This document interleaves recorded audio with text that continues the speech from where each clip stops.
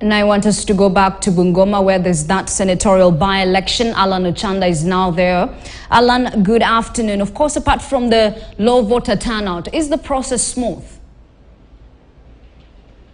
Well, actually, yes, indeed, we are still in Bungoma County, where we've actually been touring and visiting various polling stations in almost all the 9 constituencies here in Bungoma. In the morning, we actually began with Kandui. Of course, Kandui is actually housed in Bungoma town. We went to Kabuchai, Bumula. Now we're actually in Kimilili, where we're actually following up with the voting exercise. And of course, since morning, we reported that the queues were quite short, and so the turnout was quite low since morning, when the polling stations were actually officially opened by the IEBC officials. And so here at the Kimilili DB primary school here in Kimilili constituency, actually almost nothing is going, because of course these are actually the IEBC officials. Of course these are the lunch hour, but we've actually been here for a couple of minutes and nothing is actually ongoing, because being on a lunch hour and the low turnout, and so the process is actually sort of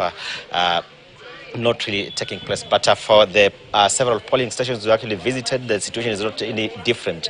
We've seen people like in all the streams, as few as 3 people, 5 people, and up to 10 people really coming out. But nothing has actually been there to cause alarm in all the polling stations we've actually visited, but except for the claims from the Azimio candidate Wafula Wamunyinyi that there were actually some marked ballots being sneaked in by the agents of some candidates. But of course those are actually allegations which are actually subject to confirmation and verification from us, the security authorities. And so those claims haven't yet been substantiated by any authorities here, be it the IEBC or the security personnel here on ground. And so from here, actually remember that in the morning I reported that the contest was actually attracted more than 20 contestants, but only 11 were actually given the green light to actually partake in these particular exercises. So the 11, we've seen the Azimio candidate Wafula Wamunyinyi, we've seen UDS Mwambu Mabonga,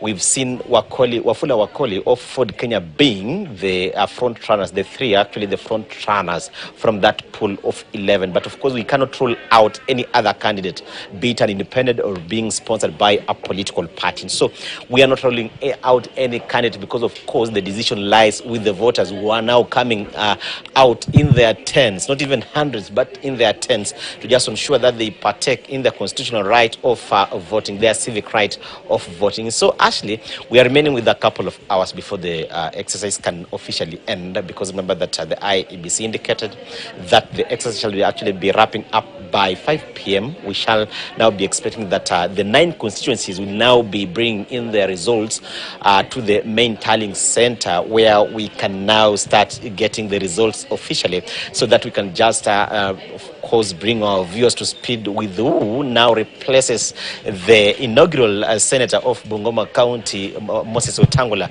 who was actually elevated to the position of Speaker of National Assembly. Ashley.